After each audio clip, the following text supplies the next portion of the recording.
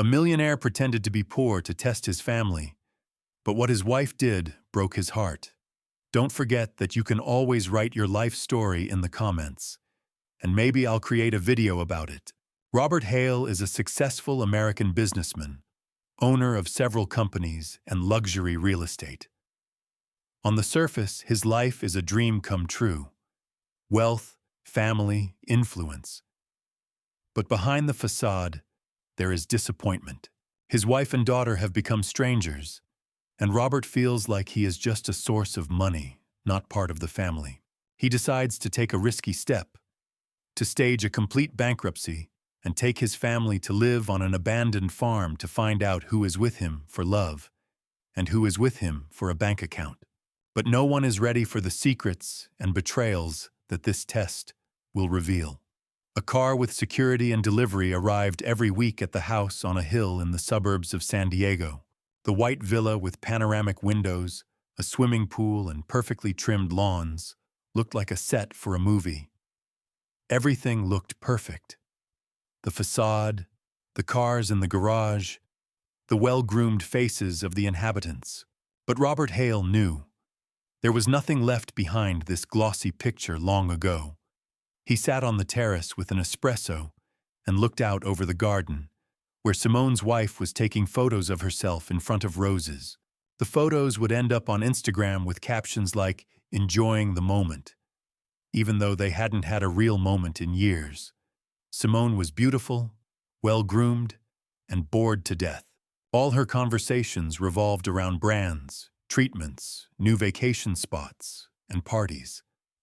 She didn't work and never had, not because she couldn't, but because she didn't see the point. Sophia, their daughter, had just graduated from private school and was now getting ready for life, as she called it. In her case, that meant finding a rich guy, collecting likes on social media, and spending her father's money on clothes she'd only wear once. One day, she told Robert to his face, "Well, you work for us anyway. What do you feel sorry for?" But Daniel, he was different. A quiet, thoughtful boy who was already 19, he was the only one who asked his father how he was doing. He studied at an ordinary college in the neighboring area and came every evening to have dinner together. Unlike the others, he never asked for money. On the contrary, he offered to help with business. It was on one of these evenings that it all began. "Dad," he said, as the two of them cleared the table, "you seem distant today. Is something wrong?" Robert silently put the plate in the dishwasher and turned around. "I keep asking myself the same question. Who did I build all this for?" Daniel frowned. "For us? Are you sure?" Robert grinned, but without joy. "Did you see the way Simone looked at me this morning? As if I were a bank manager, not a husband. Sophia talks to me as if I were her personal sponsor. I'm just a purse with legs to them, that's all." The son didn't answer right away. Then he said, "Maybe it's just hard for them to show that they appreciate you. Or they just don't care," Robert said quietly. "But I have an idea. It's crazy, it's risky, but it might be the only way to find out who's really with me." 2 days later, the news flashed. Robert Hale's empire under threat as company files for bankruptcy. The next morning, Simone made a scene. "Is this a prank?" Her voice was shaking. "Are you kidding? What bankruptcy? What about our house? The cars? The cards? Everything? That's it. All that's left is the old farm in Vermont, which I haven't touched in a long time. We're going there for an indefinite period." At that moment, Sophia came into the kitchen with a phone in her hand, and the camera turned on. "Is this some kind of challenge? Are you really going to drag us there?" "This is not a joke," Robert said harshly. "And yes, we are going. Tomorrow." The journey to Vermont took 2 days. During that time, Simone barely spoke to her husband. She scrolled through her phone until the internet ran out. Sophia cried, called her friends, and posted stories with the caption, "Goodbye, civilization. I'm being exiled." The farm greeted them with cold and dampness. One old house, a wooden barn, and fields overgrown with grass. No Wi-Fi, no expensive furniture, no deliveries, just the smell of the earth, the creaking of floorboards, and the endless sounds of nature. Simone froze on the threshold. "This is our new home? Are you kidding me?" "Welcome," Robert replied reservedly. "Here we start all over again. No money, no help, just family." He knew what he was doing. He knew what he was getting into. But even he couldn't have guessed what surprises were waiting for him ahead. The first morning on the farm began with hysteria. "There's not even a coffee machine here," Simone shouted, looking into the empty closet. "Are you crazy? How could you bring us to this hole?" Robert sat on an old wooden chair by the kitchen window, drinking instant coffee from a tin he had found in the pantry. He didn't answer right away. Only then did he say calmly, "Now everything is different for us. Everyone does what they can. We live modestly, but together. If you want to eat, cook. If you want hot water, heat it up. We start from scratch." Sophia, who had just woken up, sat down at the table in a robe and Balenciaga slippers. She stared at her phone, but there was no signal. "Does it even work here?" she asked without looking up. "I can't even post a story. They'll just erase me from their lives if I disappear." Robert chuckled. "Welcome to reality." The days on the farm passed slowly, as if someone had put life on hold. Robert was simple. He woke up early, mended the fence, tidied up the barn, worked in the garden. Daniel helped every day, at first clumsily, then with growing interest. His father taught him to dig, hammer nails, make a fire. They were silent a lot, but that silence brought them closer. Simone categorically refused to work. She spent hours sitting on the porch, scrolling through photos on her phone that no one had liked for a long time. Sometimes she went to the nearest village, where she soon met a man, the owner of an auto parts store named Greg. Tall, well-groomed, about 50 years old. He owned a small business, lived in a decent house, and looked almost of his circle against the background of those around him. Robert noticed changes in her behavior in the third week. She began to take care of herself, wear makeup, although before that she complained about the lack of a mirror. She smiled on the phone, went away for a few hours just to take a walk. He didn't say anything. Yet. Sophia didn't stay away either. After several tantrums and attempts to go back, she quickly found contact with local teenagers. At first, for fun, then for profit. She became the queen among the locals. She brought fashionable clothes, told them about life in Los Angeles. In return, she received cigarettes, alcohol, money.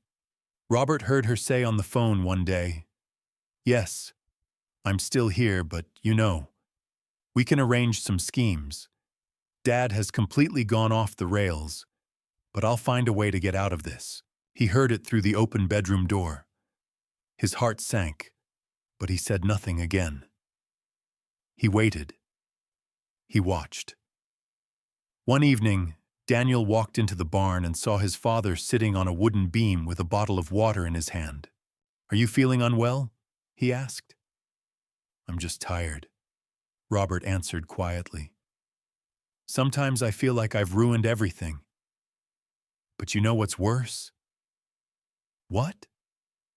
"I'm beginning to think that it had already been destroyed long before." They fell silent. There was a silence in the air that you could almost touch.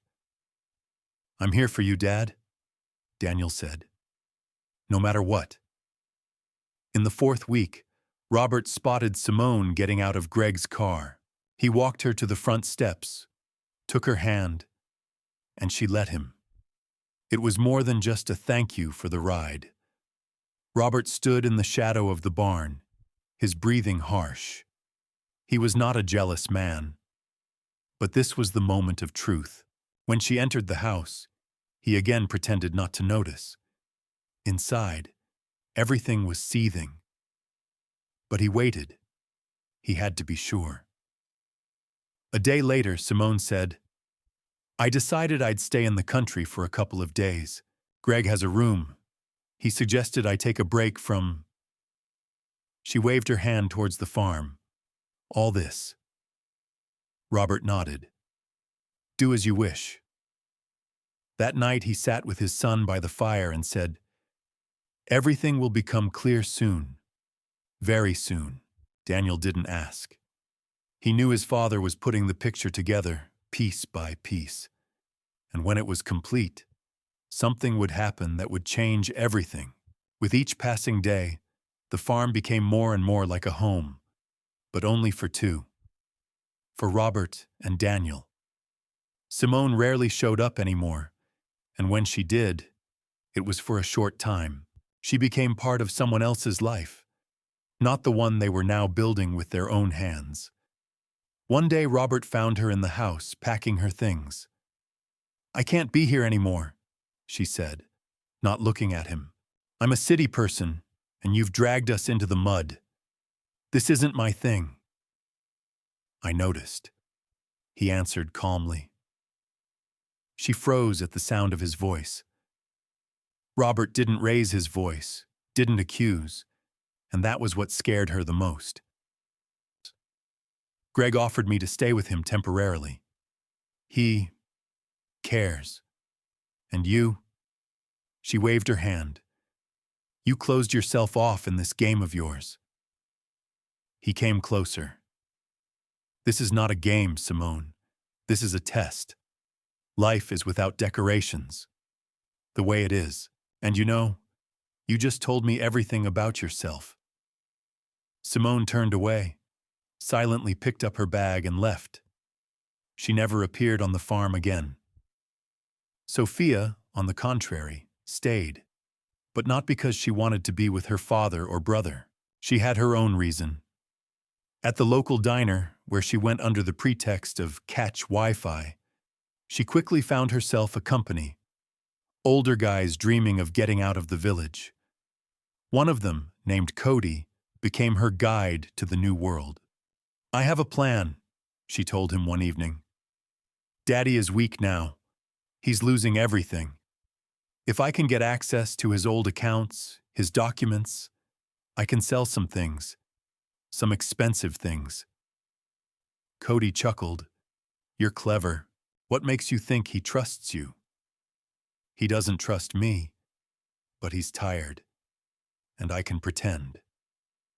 One evening, Daniel found her in her father's study, rummaging through drawers, holding a bunch of old keys in her hand. "What are you doing?" She jumped in surprise. "Nothing. I was just looking. I was bored, so I found a room." "That's not an excuse," Daniel said harshly. "Do you even know what you're doing?" "Don't tell me how to live, farmer," she snapped and walked out, slamming the door. Daniel stared at the door for a long time. For the first time in his life, he felt more than just disappointment. He began to understand that his sister was no longer the girl he had watched cartoons with. She had become a stranger. Robert knew everything. He saw Sophia getting into other people's cars, heard snippets of conversations. He overheard a fragment where she said, "He thinks he's lost everything, and I'm just waiting for him to finally give up." But he didn't give up. He kept working, gruelingly, really. Every morning he started at 5. He fixed the roof, mowed the grass, planted vegetables. Daniel was there, silent, working, sometimes smiling. His father saw a light in him that hadn't gone out, no matter what. "I've always wanted to tell you this," Robert said one day as they cleaned out an old tractor. "You're stronger than I was at your age, and smarter, and most importantly, real." Daniel looked a little embarrassed. "I'm just doing what's right." "Exactly. That's what distinguishes a person from others." 5 weeks into his life on the farm, Robert received a letter, a real letter, a paper letter from a lawyer. Simone had formally requested a division of property despite the bankruptcy. Her legal team suspected that Robert might have hidden assets, and she wanted them. He looked at the letter for a long time. Then he squeezed it in his hand, threw it into the stove, and sat down by the fire. He understood everything finally. She made a choice. And he will too. A couple of days later, Cody was arrested by the police. He was caught trying to break into Robert's mailbox. During interrogation, he immediately gave up Sophia. "She said her father still had assets. She gave me the keys. She said everything was under control." When Robert arrived at the station, Sophia was sitting in the corner, pale and frightened. He looked at her coldly. "Is that all?" he asked quietly. "Is that who you've become?" "Dad, she faltered. "I just wanted to help. We lost everything." "No, Sophia. You wanted to save yourself, not us." He turned and walked away, leaving his daughter alone. For the first time, she realized that he wasn't just angry, he was disappointed.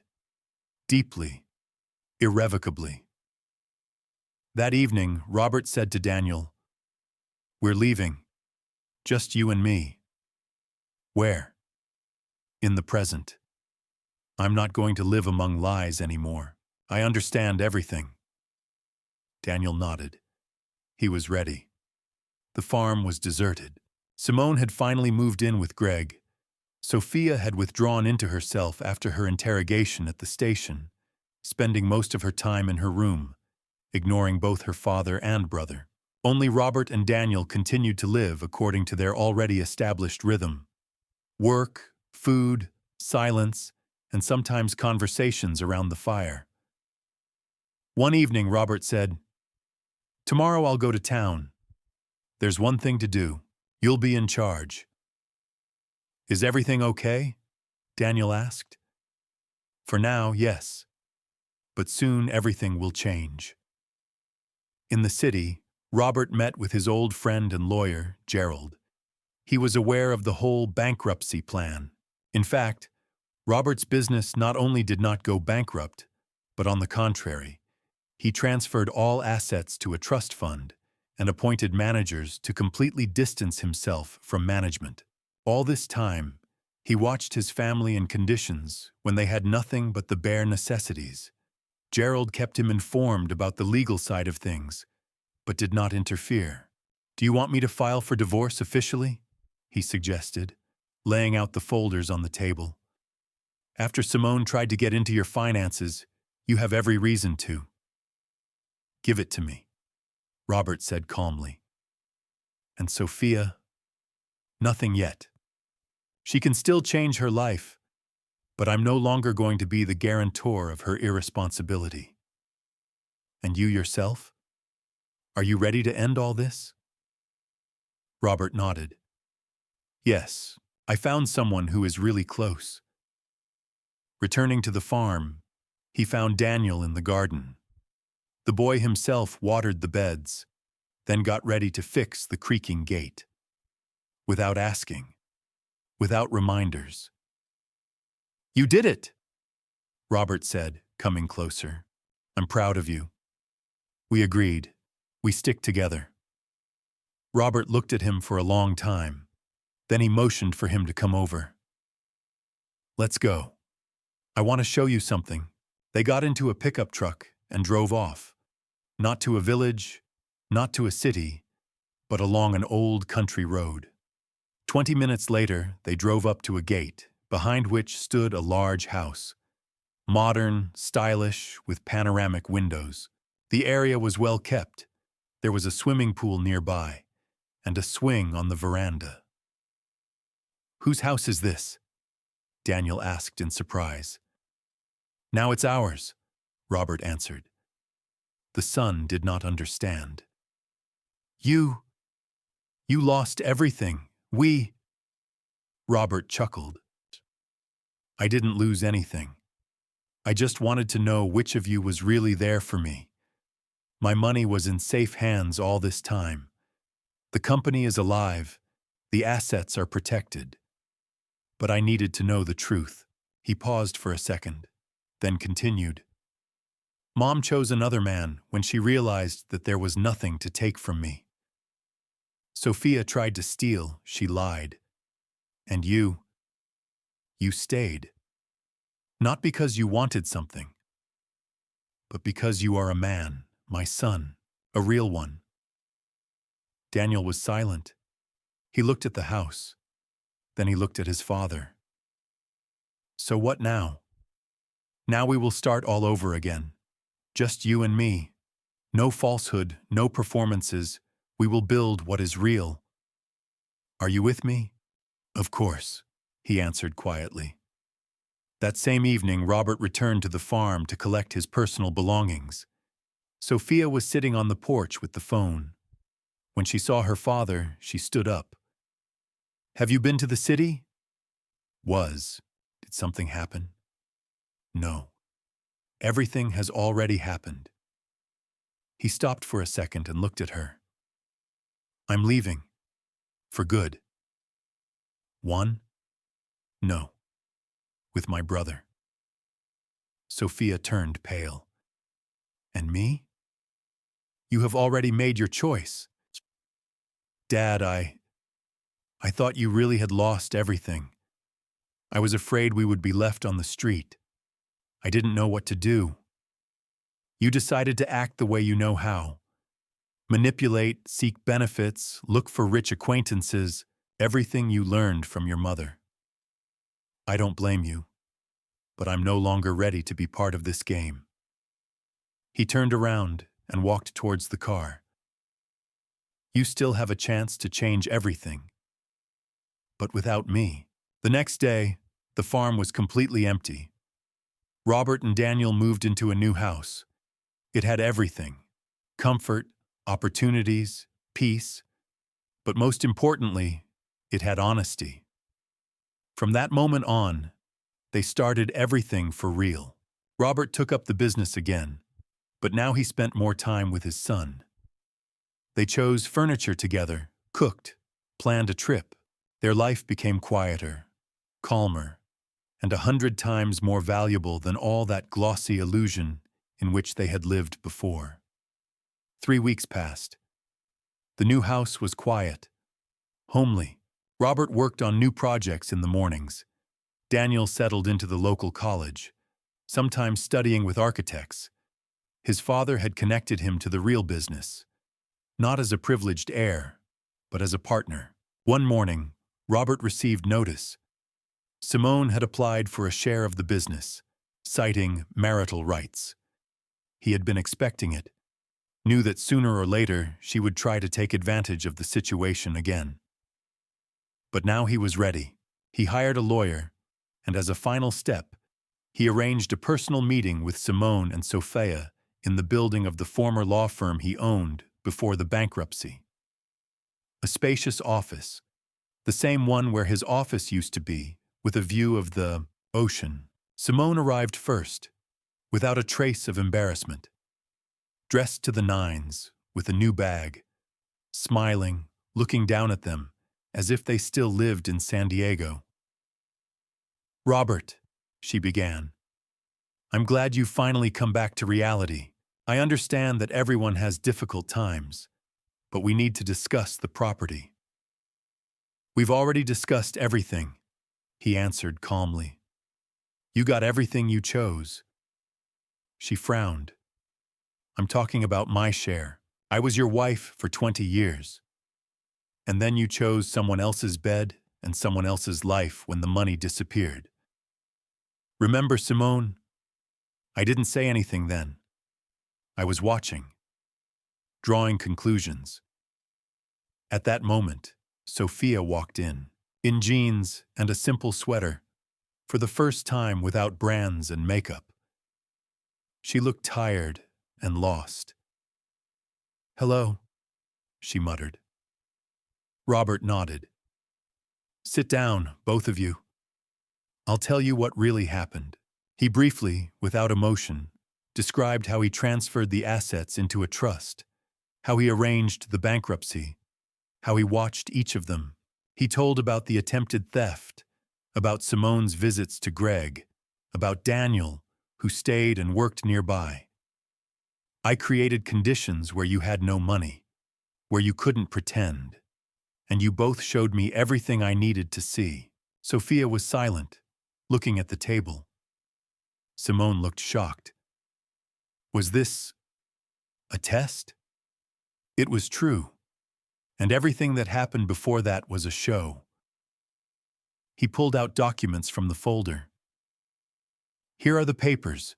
I am officially ending everything that legally bound us. You, Simone, no longer have access to my property.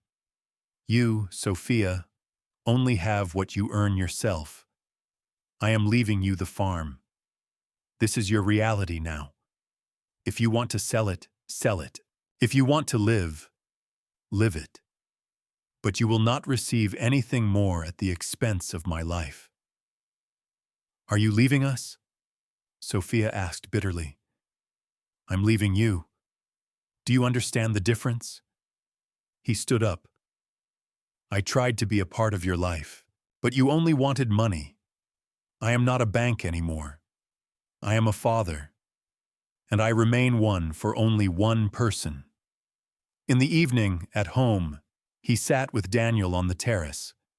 They grilled meat, drank lemonade, and talked about the future. "They'll come again," Daniel said. "They'll try to get something back." "Maybe. But now I know who my real family is, and that can't be taken away from me." "You don't regret it?" Robert paused. "Sometimes it hurts, but I feel like I did the right thing. Life is too short to be surrounded by people who are only there for profit." He put his hand on his son's shoulder. "We did it. Now everything will be different." A month later, Robert was back in the spotlight as a businessman, an investor, and for the first time in years, a man with something to live for. But he no longer hid behind suits and expensive cars. He spoke honestly, acted honestly, and surrounded himself only with those who deserved it. And in the village, on an abandoned farm where everything had once started anew, Simone and Sophia now lived. They had to make their own decisions, choose their own path, and maybe someday they would understand what they had lost. But Robert didn't wait any longer. He rode forward into a new life, with the one who did not betray.